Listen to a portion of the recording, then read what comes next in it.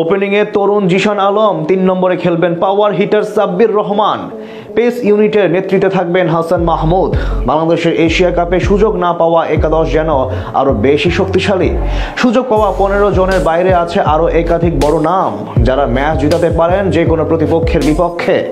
সাব্বির জিশানদের নিয়ে কেমন হবে এশিয়া কাপে বাদ পড়া একাদশ, সেটাই জানবো রিপোর্টে। বেশ চমক দিয়ে আসন্ন টি-20 এশিয়া কাপে জায়গা করে নিয়েছেন সাইফ হাসান। টপ অ্যান্ড টি-20 টুর্নামেন্টে পারফরমেন্স করে সুযোগ পেয়েছেন ডানহাতি এই অলরাউন্ডার। একইভাবে দীর্ঘ 1.5 বছর পর টি-20 দলে ডাক পেয়েছেন নুরুল হাসান সোহান। তবে এর বাহিরেও আরো বেশ কিছু ক্রিকেটার বাদ পড়েছেন স্কোয়াড থেকে, যারা কিনা যে কোনো দিন ম্যাচ জেতাতে পারেন যে কোনো প্রতিপক্ষের বিপক্ষে। তাদের নিয়ে সাজানো হয়েছে এই একাদশ। ব্যাট হাতে দারুণ সময় কাটাচ্ছেন তরুণ জিশান আলম। 4 ছক্কার ফুল ঝুরি ছুটিয়ে ইতিমধ্যে ভক্তদের মন জয় করে নিয়েছেন ডানহাতি এই ব্যাটার। বিশেষ করে সম্প্রতি টপ অ্যান্ড টি-20 টুর্নামেন্টে প্রায় 150 স্ট্রাইক রেটে 2টি অর্ধশতক করে আলোচনার টেবিলে আসেন তিনি। তবে বয়সের অজুহাত দিয়ে সুযোগ দেওয়া হয়নি জিশানকে, তাই এশিয়া কাপের বাদ পড়া একাদশে ওপেনিংয়ে থাকবে তার নাম।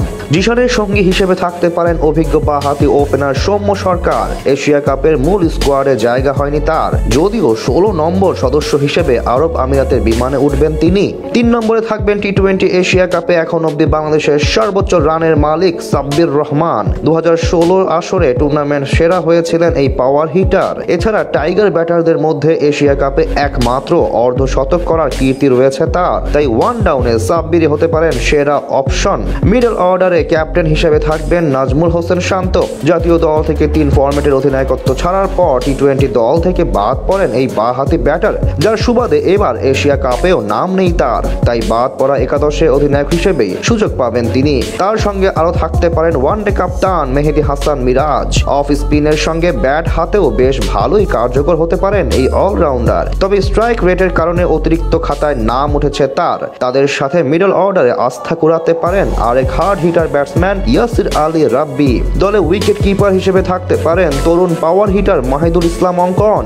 গত বিপিএলে প্রায় 175 স্ট্রাইক রেট এবং 35 গড়ে 316 রান করেছিলেন এই ব্যাটার। তার সাথে স্পিন বিভাগে মিরাজের সঙ্গী হতে পারেন তরুণ রকিবুল হাসান। সদ্য শেষ হওয়া টপ অ্যান্ড টি-20 টুর্নামেন্টে দারুণ বোলিং করেছিলেন এই বাঁহাতি স্পিনার।